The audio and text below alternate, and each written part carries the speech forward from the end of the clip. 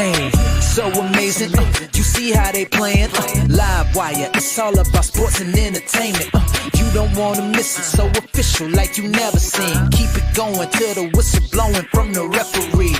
Everything from highlights and stats, you know that we gotta run it back. Whether on the field or the court, you know that this is where it's at. Subscribe, no delaying.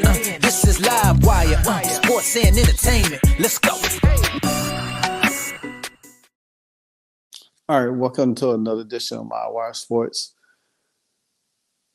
Media. So, Sophie Cunningham has been on a world tour for the last few days. Started with a photo shoot, stuck at the airport, the introduction of the Indiana Fever. She did a little press conference. Then she showed up at the Pacers game, and now she did a pretty full interview recently, and I think it's like 16 minutes long, so I had to break it up to actually really give the full contents of it and everything like that. So I had to, but she sat down with Pat Boylan, who for the Indiana for the Pacers. Excuse me, I got the video off of his X account, so I'm going to play the first part, and then I'm gonna dive into everything she said. Then I'm gonna play the second part and dive into that too as well.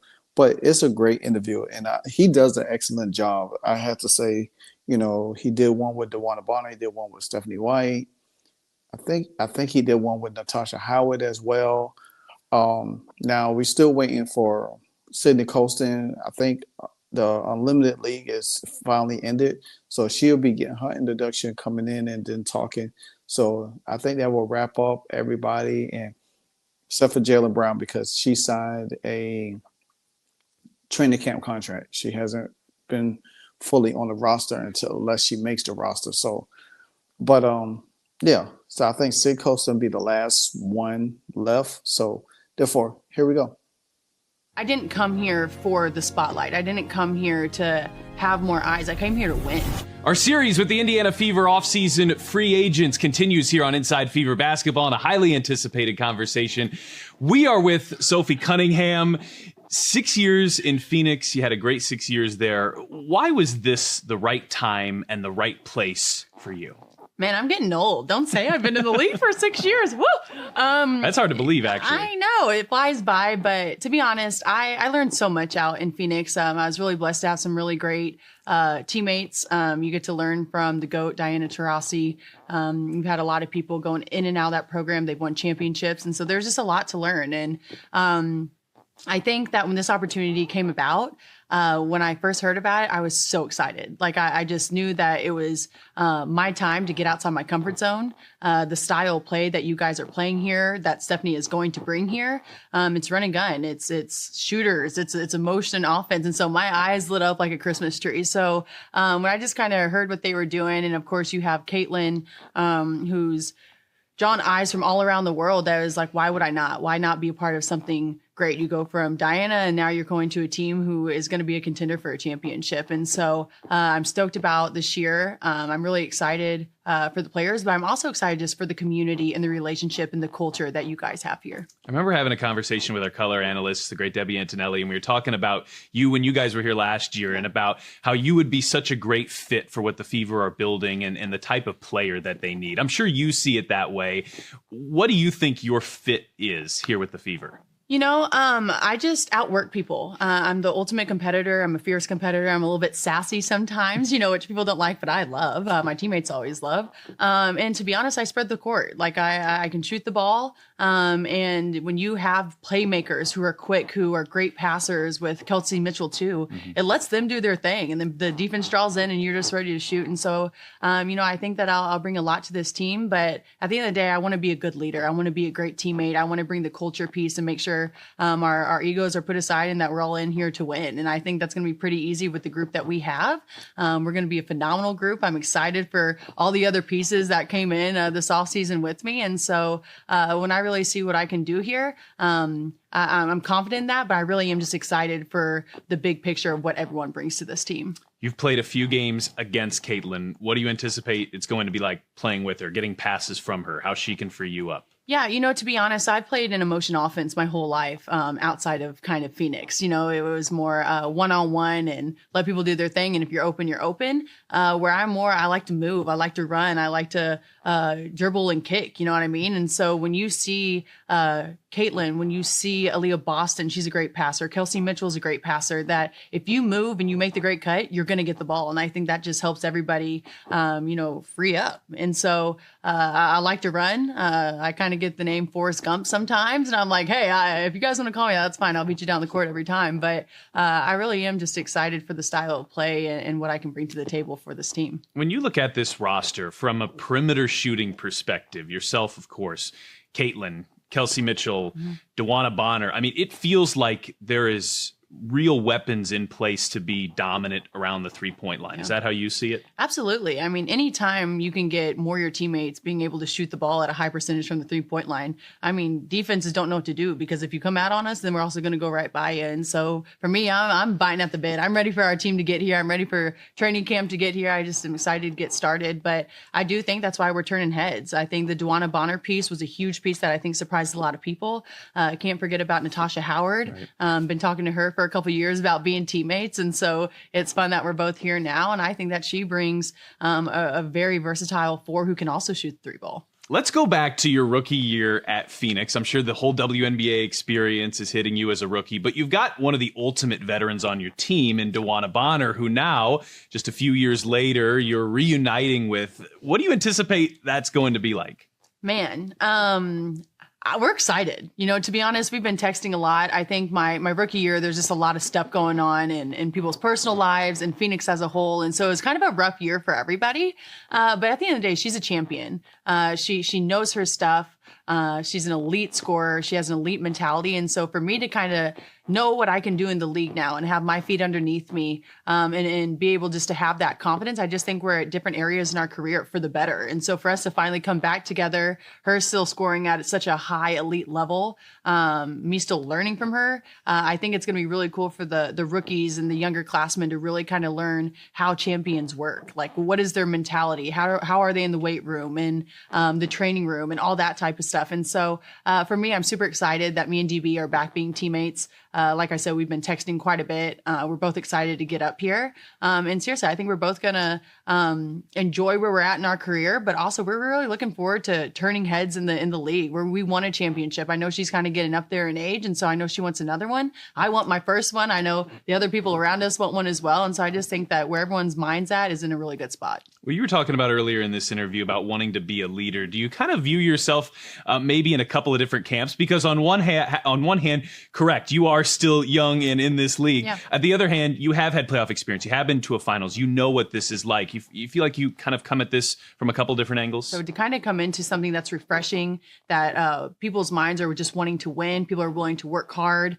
It's a younger group. And so to me, that's refreshing. And now you just have to put all the puzzle pieces together, but you need someone to do that. And so I do know that I'm not old, but I'm also not young. So I'm kind of in that middle group. I still have a lot to learn, and I want to be a sponge. I want to continue to learn and continue to grow. But I also think that I had Diana to take me under her wing, and who better else to teach you the ropes in the W than Diana Taurasi. And so for me to come in here knowing what I've been taught, I kind of want to spread it around, especially with how talented this group is. I'm just excited to kind of maybe be that calm piece when it needs to be calm, that feisty, sassy, stick up for my teammates when it needs to be that. And so just kind of reading the room and, whatever the team needs that day, being able to provide. Watching you play, if there's a word that comes to mind, it's maybe passionate or fiery, or your words, feisty. I mean, your emotions show when you play. How do you feel like that translates to your team? Because it seems like, at least watching you from afar, that has the ability to kind of permeate everybody else on the floor.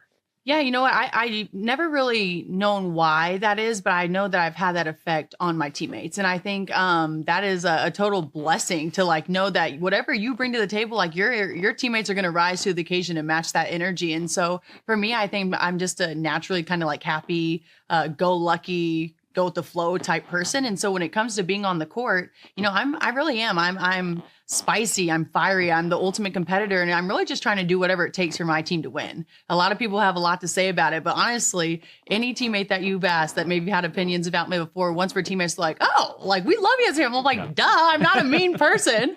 But to be honest, I think that it could be a game changer. You know what I mean? And I'm gonna hit my threes. I'm gonna do all that, but just from a young age, my parents were like, go be the hardest worker. Don't let anyone outwork you, but also enjoy it. Like you work your tail off. So when it's time to play a game, go laugh, go smile, go yell if you want to, go be passionate. I think it's more and more seen and said that it's okay to be a girl, but also go out there and kind of have a feisty mentality. And it's okay to sweat and it's okay to yell and kind of, you know, have that grit about you. And so, all right. So that's the first part of the video. And there's a lot of things to take away from it. First of all, I wanted to commend her so much because she said something that I found interesting, is that she said, well, people have a different opinion about her because they're not playing with her. But then when you get to know her and play with her, it's a whole different vibe about her. And that's why I don't understand how Natasha Cloud really had an issue with her because of her political view. Because before the election came along, you played with her for 1 year and you did all of this. And then they took some really kind of like not so pleasant photos. And I just don't understand it. And I think, to me, the way, and like I said, I'm gonna do a video on Natasha Cloud and shortly, but I just don't understand, if you have players on your team and you judge them because they don't view the way you viewed, it's a problem. Regardless of how Sophie Cunningham vote or not vote, or who she voted for or not voted, I look at her as a basketball player. I look at her as her personality. She's always smiling. She always feisty. She always having fun. She doesn't allow things in the world to bother her. So we have seen projected on television. And that's how you're supposed to carry yourself. If you sit here, try to play victim on every little issue, it makes it seem like, okay, you're a turn off. People don't want to deal with you. People don't want to look at you. You know what I'm saying? And that's why I feel like at the end of the day, that's where everything needs to lie into basketball, not, worrying about all of this superficial thing or politics or whatever the case might be. And she also talked about being a leader, and this is something that the Indiana Fever really need. And this is what Stephanie White, this is what Kelly, Amber, all of them talked about, bringing leadership in there. Because even though Caitlin Clark is the leader of the team, but you still need veterans to help this young roster understand what it takes to win every night in and night out, what it takes to win when it gets in the playoffs, what it takes to get to that championship level. You know what I'm saying? And Kelsey finally got the taste of her first playoffs in 7 years. Leah Boston, her second year playoffs. Caitlin, first year, taking the team to the playoffs. So all of these firsts for this team, but they understand that's just not getting to the playoffs anymore. It's to have that championship.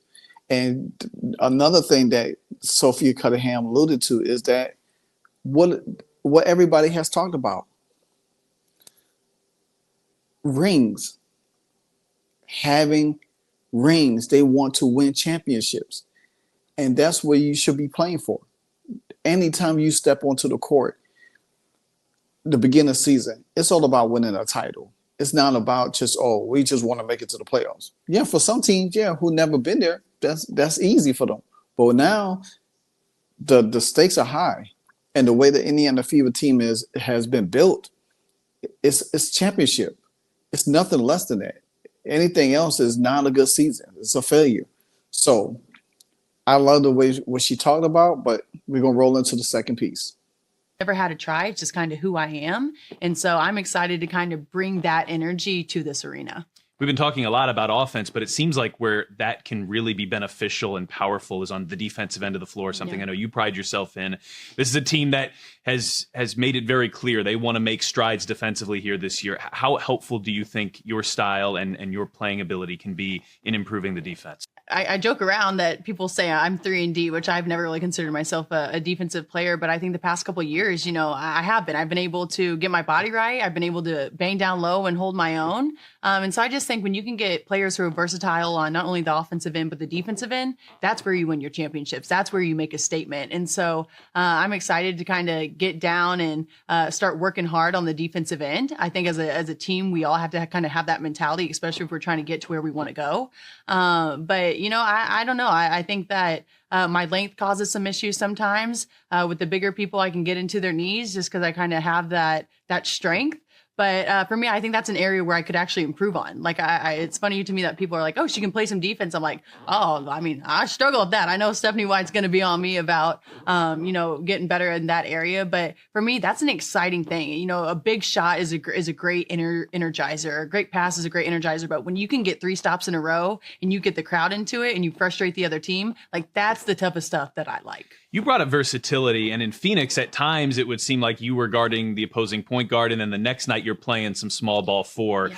How beneficial is that going to be able to bring that versatility here? Yeah, I think it's huge. I think any team that you can have players 1 through honestly 5 who can get the ball and go, I think that's just huge. You don't allow the defense to set up. You allow Caitlin to get off the ball a little bit and go do her thing as a 2.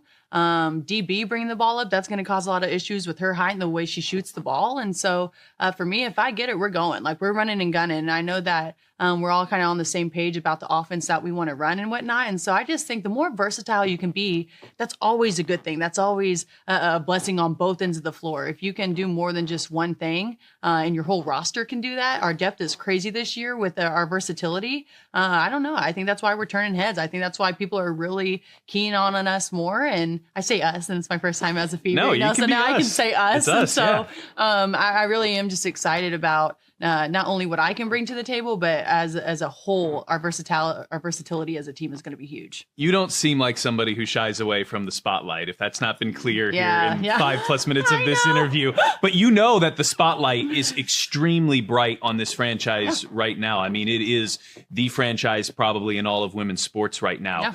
I mean, how excited are you to kind of experience this movement that's happened so far? And what are the keys to navigating it? I am really excited, and I didn't come here for the spotlight. I didn't come here to have more eyes. I came here to win. And I really do think that with the group that we have, that we are going to win. We are going to get a championship sooner than later. And I fully believe that. And I think our team and our staff, our front office, everyone believes that. It's a culture thing. And so I'm super excited for that. And I think, honestly, just kind of what I've been through out in Phoenix with,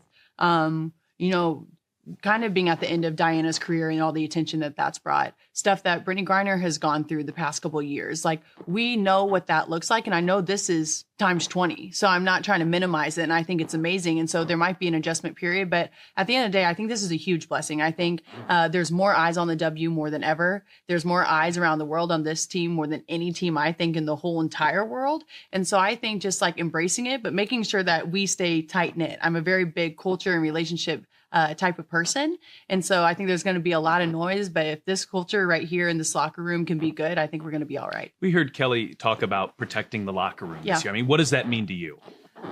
You know what? I think there's always a lot of noise, right? But this is magnified to an extent that women's basketball has never seen before. And so I think that's why it is huge to have those relationships with not only your coaching staff, but with every single teammate. You don't have to be best friends, but you have to have each other's backs and you have to get along. And I think that's something that I love is the culture, because we're going to win games. We're going to lose games, hopefully not too many, but you're going to remember these types of moments. And so if you can really get to know and get that chemistry off the court and know your teammates, how they tick, what doesn't make them tick, I just think that's just a recipe for success on the court. You're talking about playoffs a moment ago, and I think a player who has been through it can really only truly speak to this. Yep. The Fever went into the playoffs last year and had such little previous experience. Mm-hmm. They got some in that first round series with Connecticut. But you've played in 15 playoff games. You've been to the WNBA finals. You've experienced a deep playoff run. how valuable is that experience that you have that not only you bring, but Dewana brings, Natasha brings, Sydney brings? There's a ton of playoff experience coming in here. It's huge. And I think any player that you talk to around the league is you can have the best team, but if you don't have playoff experience, that other team is going to win the majority of the time. And so I think they were really smart about bringing people who are experienced that. They know that we have the firepower to get there, but now you need the experience and the knowledge and sometimes just like the calmness of how to kind of adjust through playoffs and the mindset, because it is a different beast. You can have a great regular season, but when it comes to playoffs, it's a shift, right? And if you've never been there, you don't know. And so for me, I'm glad I've experienced that. And you don't know what you don't know. Like I didn't know those were big deals to be in the playoffs and make a deep playoff run. I know it was a big deal to be in the finals and whatnot, but now kind of being 6 years in the league, you know that you need that type of stuff. And it's just different. You don't know until you don't know. I keep saying that because that's just the truth. And so the more that we can pour into the people who haven't been there and the rookies and all that type of stuff, I just think that's a really, really good thing. It's almost hard to believe that training camp's going to begin here in about a month and a half, and things are going to really start moving quickly. So take me for you through what the next month or so looks like until you get here, and what will allow you to hit the ground running once you are. Yeah, you know what? For me, it's been time to lock in, but now it's another level of lock in, and it's getting in 6 days a week, and I want to do that. And I think honestly, being here, I've already been motivated. Like I know this is a new, fresh start. I'm not in a box anymore. Like I can finally be free and be in an offense that I think that I can really thrive in and be around players who our mind is strictly on basketball and winning. So I'm just re-motivated. I'm refocused. I feel like I'm back, to be honest. I got a nice tan and that always makes me feel good too. And so being here, honestly, it just makes me want to work even harder than what I've been doing. And so it's getting in the weight room. It's getting my conditioning. It's starting to play a little bit more 3-on-3, 5-on-5. So just kind of upping my ante. Final question here. It's been really enjoyable for me to watch the fan base of this franchise and how they put their arms around new players and maybe players that they didn't always follow before. But you put on that jersey and you're a member of this fan base. So what would your message be? What is your message to all these new Fever fans who have been excited about the acquisition and are kind of getting to meet you a little bit for the first time here? Oh, gosh. Well, now I'm nervous. I don't even know what to say.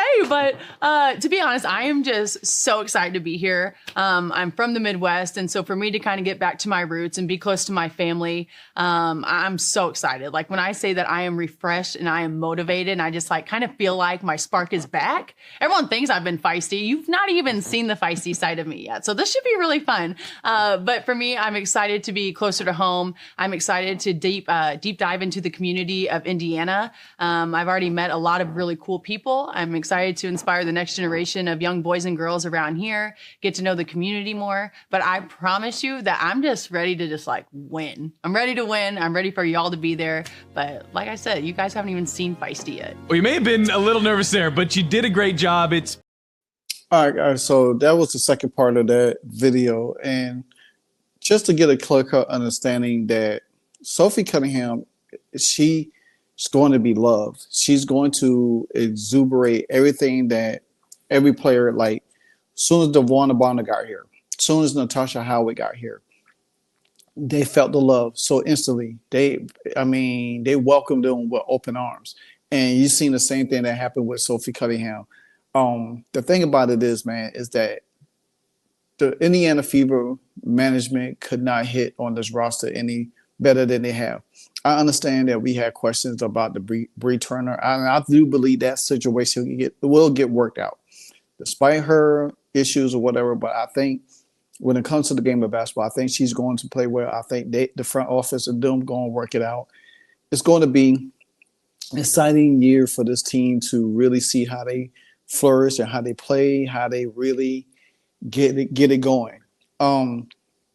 Like Sophie says, she loves the way this team is, how the offense is going to be, because not only you think about this, the style of play that Natasha Howard, Dewana Bonner, and Sophie play, it's going to be easy for them. It's going to be so easy.